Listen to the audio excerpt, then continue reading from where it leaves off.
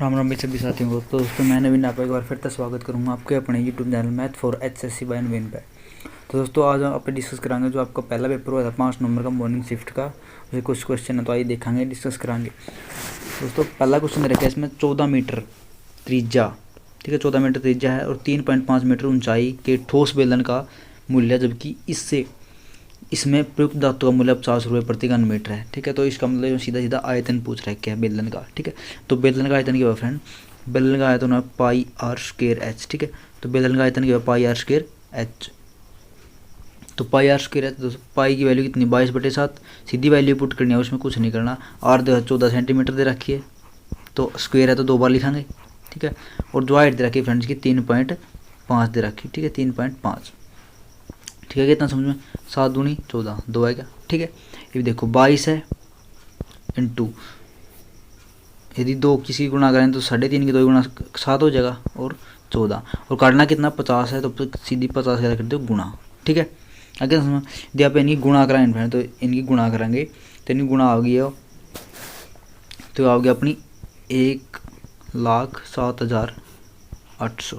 ठीक है, तो आपका जो आपका ए ऑप्शन है, ठीक है, तो आपका ए ऑप्शन आपका ठीक हो जाएगा। ठीक है, उससे निकालना सीधा इनका आयतन लिख के बेलन का और सीधी इसमें वैल्यू पुट करनी थी और कुछ भी नहीं था इसमें। ठीक है, तो आई होप आपका ठीक होगा, ये पहला उत्तर जो है इसका करेक्ट होगा। ठीक है, तो ये देखा है दूसरा क्वेश्चन। बस सेकंड क्वेश्चन आपका जिसमें दे रखा है ए ने 38,000 रुपये लगाकर व्यापार आरंभ किया था। 5 माह के बाद कौन आ गया, यो आ गया बी आ गया। ठीक है, 55,000 की पूंजी लगाकर बी ने इसमें व्यापार में प्रवेश किया। ठीक है, तो वर्ष का अंत में 22,000 कुल लाभ हुआ है।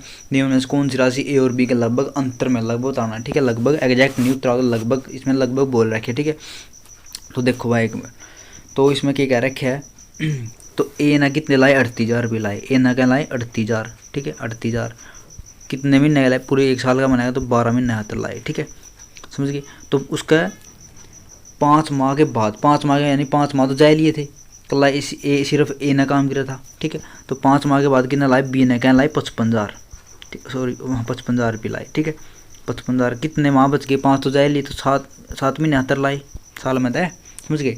तो 12 तो टोटल 12 के 12 व्यापार कराए थी, 5 महीने बाद कौन आया बी आया, यदि 7 महीने बच गए 5 तो जाए लिए तो 55,000 इतनी लाए। ठीक है, तो अब यदि सीधा कटते 3 जीरो कट दे इसकी।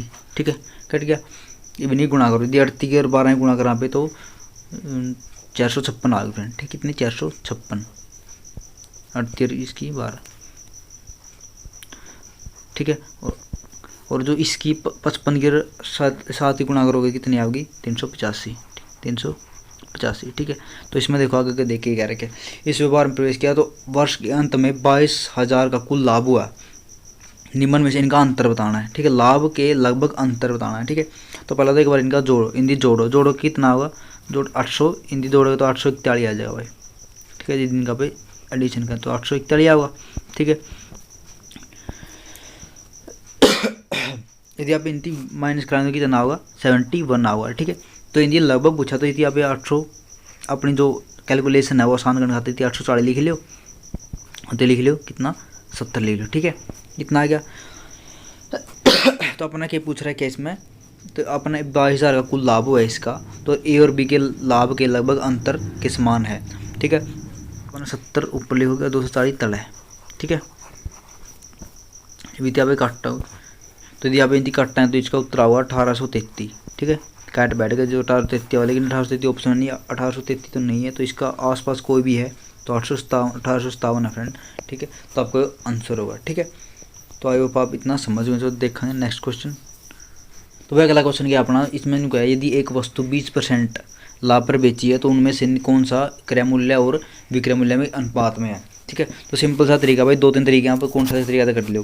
तो एक तो नहीं देखो भाई लाभ कितना 20% को, यानी कि अपना कोई 100 की वस्तु थी, 20% लाभ का दो, कोई 100 की वस्तु थी उस 120 की बेचती अपना, क्या 20 का लाभ हो गया। यदि आप इसकी काटेंगे नहीं, 5 दूनी 10, 5 है क्या, 2 पंजे 10 और 2 6 12, तो 5:6 आ गया। ठीक है, एक तो आपका ये उत्तर आए तो 5:6, तो ये उत्तर ठीक करेक्ट होगा आपका। ठीक है, लेकिन आप यदि इस तरीका से नहीं करना चाहो तो आप एक तरीका हो रहा है 20% ना पे लिख सका, 20% लिख सका 1/5। ठीक है, 1/5 लिख 1/5 को लिखोगे 20%, 20% मतलब है 20/100। ठीक है, और इतनी काटते हैं 2 तो 1/5 आ जाएगा अपना पे, ठीक है। इसका मतलब जो नीचा वैल्यू होगा फ्रेंड ये अपना CP होगा, CP, ठीक है। ठीक मतलब कॉस्ट प्राइस या क्रय मूल्य होगा अपना एक का लाभ पे बेचती, ठीक है। मतलब कोई चीज़ 5 की थी वह कितना बेच दी 6, तो 5/6 हो गया आपका अंशुर या इनका अनुपात हो, तो 5/6 इस तरीका से निकाल सको आप, ठीक है। तो देखो अगला क्वेश्चन क्या है अपना जिसमें एक प्लॉट को 18,700 रुपये में बेच दिया। बेचने पर, बेचने मतलब विक्रय मूल्य, ठीक है। विक्रय मूल्य या सेलिंग प्राइस, विक्रय मूल्य या सेलिंग प्राइस भी कह इसको आप इन्हें, तो कितना है विक्रय मूल्य 18,700, ठीक है। 18,700, ठीक है। इसके मालिक को 15% की आनी हुई। 15% आने का मतलब क्या है, यदि कोई चीज़ 100 की थी और कितना 100 की खरीदी थी और कितना बेच दी 15% आने मतलब 85 की बेच दी, तो 85/100 लिक्स का है, ठीक है। 15% ना क्या लिखा 50/100 लिक्स का, ठीक है। और उसी क्या करा 15% लाभ के लिए लाभ कितना कमाना 15%, यानी कि कोई चीज़ अपने 100 की होगी कितना बेचनी है 115 की बेचनी है, ठीक है। समझ गए इतना। तो देखो अपने काटना कि क्रय मूल्य, तो क्रय मूल्य को काट दो, क्रय मूल्य काटेगा ना जो भी विक्रय मूल्य दे रखे है 700 आने कितनी हुई है। यदि आप क्रय मूल्य काटना तो आप इसने के उल्ट के लिखाएंगे, मतलब उल्टा करके लिखाएंगे, तो 100/85 हो जाएगा, ठीक है। और मल्टीप्लाई में जो 115/100 हो जाएगा, ठीक है। क्यों अपने के लाभ पे बेचा है तो 15 तो हो जाएगा, ठीक है। कट गया 100 यदि आप इनकी काटेंगे 17 पे कट जाएंगे 17 पे, ठीक है। तो दोस्तों यदि आप इनकी गुणा कराएंगे, गुणा करके तो अपना होगा 25,300, ठीक है। तो 25,300 अपना क्या होगा करेक्ट आंसर होगा, ठीक है। तो भाई जो भी 25,300 लैक आए उसका आंसर क्या बिल्कुल सही है, ठीक है। तो भाई उम्मीद करूँगा आपका समझ में आ रहा होगा, ठीक है। तो देखा अगला क्वेश्चन क्या है। तो अगला क्वेश्चन क्या है हमारे पास, जिसमें 3 धनात्मक संख्या दे रखी है। इन 3 संख्याओं की औसत 1/3 मान लो आप x है कोई, ठीक है। x है 1/3, समझ गए। और सबसे बड़ी संख्या से 8 कम है, यानी कि जो बड़ी संख्या होगी इस तक 8 ज़्यादा होगी, यदि कम है तो 8 ज़्यादा होगी, ठीक है। समझ गए इतना। इनके बाद तो सबसे छोटी संख्या और दूसरी सबसे छोटी संख्या की औसत 8 है, यानी कि 8 तो दोनों में है, ठीक है। औसत तो 8 16 हो जाएगी, तो 16 इसमें क्या करोगे जोड़ दोगे, ठीक है। जोड़ोगे तो x + 24 मतलब 24 हो जाएगा, ठीक है। और या कितनी 1/3 है तो 1/3 3x हो जाएगी, या 1/3 है तो, ठीक है। और टोटल संख्या कितनी है 3 है, तो 3 डिवाइड में क्या करोगे 3।